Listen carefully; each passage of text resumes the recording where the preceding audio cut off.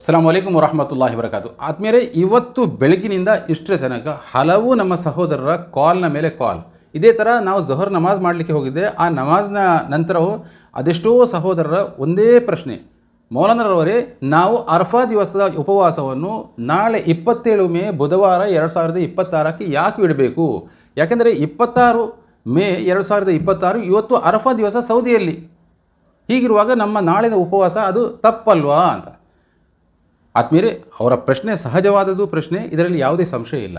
ಈ ಪ್ರಶ್ನೆಗೆ ಸಮರ್ಪಕವಾದ ಉತ್ತರ ನಮಗೆ ಸಿಗಬೇಕಾದರೆ ಮೊದಲು ಒಂದು 2-3 ವಿಷಯಗಳನ್ನು ನಾವು ತಿಳಿದಿರಬೇಕು.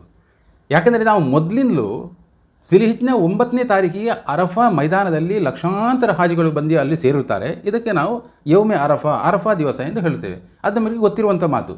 ಇದನ್ನು ಹೊರತಾಗಿ ಇನ್ನೆರಡು ಮಾತುಗಳಿವೆ. ಅದು ಯಾವುದು? ಎರಡನೆಯದು, ಪ್ರವಾದಿ ಇಬ್ರಾಹಿಂ ಅಲಿಸ್ಲಾಂರವರಿಗೆ ಮಲಾಯಿಕರ ಸರದಾರರಾದ ಜಿಬ್ರೀಲ್ ಅಲಿಸ್ಲಾಂರವರು ಬಂದು ಹಜ್ನ ಎಲ್ಲ ರೀತಿಗಳನ್ನು, ಯಾವ ರೀತಿ ಹಜ್ಜನ್ನು ಮಾಡಬೇಕು, ಹಜ್ ಮಾಡಿದರೆ ಸರಿಯಾಗ್ತದೆ, ಅದೆಲ್ಲವನ್ನು ನಿಯಮಗಳನ್ನು ಕಲಿಸಿಕೊಟ್ಟಿರ್ತಾರೆ. ಆಗ ಪ್ರವಾದಿ ಇಬ್ರಾಹಿಂ ಅಲಿಸ್ಲಾಂರವರು ಹೇಳಿದರು, ಅರಫ್ತು ಅಂದರೆ ನನಗೆ ಇದರ ಮಾಹಿತಿ ಸಿಕ್ಕಿತು. ಆ ದಿವಸಕ್ಕೂ ನಾವು ಯೌಮೆ ಅರಫಾ ಎಂದು ಹೇಳುತ್ತೇವೆ.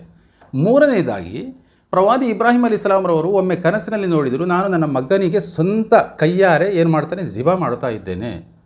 ಅದು ಯಾವಾಗ ಗೊತ್ತಾ?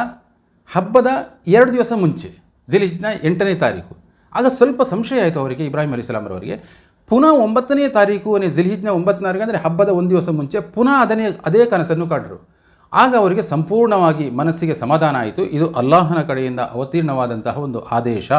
ಆಗ ಇಬ್ರಾಹಿಂ ಅಲಿಸ್ಲಾಂರವರು ಹೇಳಿದರು, ಅರಫ್ತು ಅಂದರೆ ನನಗೆ ಸಂಪೂರ್ಣವಾಗಿ ಅದರ ಮಾಹಿತಿ ಸಿಕ್ಕಿತು, ಅಲ್ಲಾಹನೇ ಇದು ನಿನ್ನ ಆದೇಶ, ಇದನ್ನು ನಾನು ಖಂಡಿತವಾಗಿ ಪೂರ್ತಿ ಮಾಡುತ್ತೇನೆ ಇನ್ಶಾ ಅಲ್ಲಾ ಅಂತ. ಆ ದಿವಸಕ್ಕೂ ನಾವು ಯೌಮೆ ಅರಫಾ ಅಂತ ಹೇಳುತ್ತೇವೆ. ಈಗ ಪುನಃ ನೀವು ಅದೇ ಟ್ರ್ಯಾಕಿಗೆ ಬನ್ನಿ. ಈಗ ಯೌಮೆ ಅರಫಾ ಎಂದು 3 ವಿಷಯಕ್ಕಾಗಿ ನಾವು ಹೇಳುತ್ತೇವೆ. 9ನೇ ತಾರೀಕು ಎಲ್ಲ ಹಾಜಿಗಳು ಸೇರಿರುವಂತಹ ಸಂದರ್ಭ, ಪ್ರವಾದಿ ಇಬ್ರಾಹಿಂ ಅಲಿಸ್ಲಾಂರವರು ಕನಸಿನಲ್ಲಿ ಕಂಡಂತಹ ಆ ಸಂದರ್ಭ, ಹಜರತ್ ಜಿಬ್ರೀಲ್ ಅಲಿಸ್ಲಾಂರವರು ಹಜ್ಜಿನ ಬಗ್ಗೆ ಸಂಪೂರ್ಣವಾಗಿ ಮಾಹಿತಿ ನೀಡಿದಂತಹ, ಕಲಿಸಿದಂತಹ ಆ ಸಂದರ್ಭ.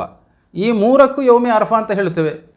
ಹಾಗಿರುವಾಗ 9ನೇ ತಾರೀಕಿಗೆ ಎಲ್ಲ ಹಾಜಿಗಳು ಬಂದು ಸೇರುತ್ತಾರೆ, ಅದಕ್ಕೆ ಮಾತ್ರ ಯೌಮೆ ಅರಫಾ ಅಂತ ಹೇಳುವುದಲ್ಲ. ಆದ್ದರಿಂದ ನಾವು ಯಾವ ತಾರೀಕಿನ ಪ್ರಕಾರ ನಾವು ಉಪವಾಸವನ್ನು ನೀಡಬೇಕು, ಅದಕ್ಕಾಗಿ ನಮ್ಮ ದೊಡ್ಡ ದೊಡ್ಡ ಉಲಮಾಗಳು ಒಂದು ನಿರ್ಧಾರವನ್ನು ಮಾಡಿದ್ದೇವೆ. ಯಾವ ದೇಶದಲ್ಲಿ ಯಾವ ದಿವಸ ಜಿಲ್ಹಿಜ್ನ 9ನೇ ತಾರೀಕು ಆಗುತ್ತದೋ ಆ ದಿವಸ ಅಲ್ಲಿ ಅರಫಾ ಆಗಿರ್ತದೆ. ಹೀಗಿರುವಾಗ ಇವತ್ತು ಅಂದರೆ ಮಂಗಳವಾರ ಮೇ 26, 2026ಕ್ಕೆ ಮಕ್ಕಾದಲ್ಲಿ ಜಿಲ್ಹಿಜ್ನ 9ನೇ ತಾರೀಕು ಅಲ್ಲಿ ಅರಫಾ. ಅದೇ ಪ್ರಕಾರ ಇಲ್ಲಿ ಅಂದರೆ ಭಾರತದಲ್ಲಿ 27 ಮೇ ಬುಧವಾರ ದಿವಸ 2026, ಆಗ ನಮಗೆ ಏನು ಇಲ್ಲಿ ಅರಫಾ. ಹೀಗಿರುವಾಗ ಅಲ್ಲಿ ಅವರು ಅರಫಾ ದಿವಸವನ್ನು ಆಚರಣೆ ಮಾಡಿ ಇಬಾದತ್ ಮಾಡ್ತಾರೆ, ನಾವು ಉಪವಾಸವನ್ನು ಇಟ್ಟು ಇವತ್ತು ಸಹರಿ ಮಾಡಿ ನಾಳೆ ಉಪವಾಸವನ್ನು ಇಟ್ಟು ಅರಫಾ ದಿವಸದ ಉಪವಾಸವನ್ನು ಇಟ್ಟು ಅದರ ಸಂಪೂರ್ಣವಾದ ಪ್ರಯೋಜನವನ್ನು ಪಡೆದುಕೊಳ್ಳುವ ಪ್ರಯತ್ನವನ್ನು ಮಾಡೋಣ ಇನ್ಶಾ ಅಲ್ಲಾ. ಬಹುಶಃ ನನ್ನ ಈ ಸಂಕ್ಷಿಪ್ತವಾದ ವಿವರಣೆ ತಮ್ಮ ಮುಂದೆ ಬಂದ ನಂತರ ಈ ಬಗ್ಗೆ ನಮ್ಮ ನಡುವೆ ಇರುವಂತಹ ಎಲ್ಲ ಸಂಶಯಗಳು ದೂರ ಆಗಿವೆ ಎಂದು ನಾನು ಭಾವಿಸ್ತೇನೆ. ಇದನ್ನು ತಾವು ತಮ್ಮ ಬಳಿಯೇ ಇಟ್ಟುಕೊಳ್ಳದೆ ತಮ್ಮ ಸಹೋದರರೊಂದಿಗೆ ಹಂಚಿಕೊಳ್ಳಿ, ಅವರಿಗೂ ಇದರಿಂದ ಉತ್ತಮ ಮಾಹಿತಿ ದೊರಕಬಹುದು ಇನ್ಶಾ ಅಲ್ಲಾ. ಜಜಾಕಲ್ಲಾಹು ಖೈರ್. ಅಸ್ಸಲಾಮು ಅಲೈಕುಂ ವರಹಮತುಲ್ಲಾಹಿ ವಬರಕಾತು.